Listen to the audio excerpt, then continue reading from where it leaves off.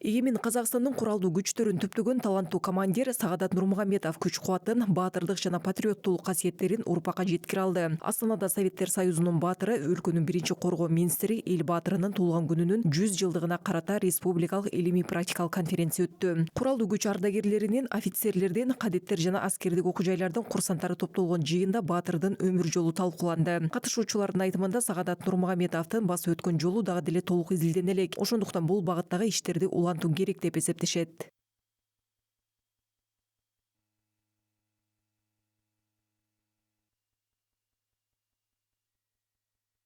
Это был человек, который очень был разносторонний, у него была... Ал абдан ар тараптуу жана зерек адам болгон. Тарых, география дегеле эмнени сурасаңар баарын билчү. Ал 85-90 жашка чыкканда да эч нерсени унуткан эмес. Мен таң калчумун. Биз үчүн ал чоң үлгү азамат болду.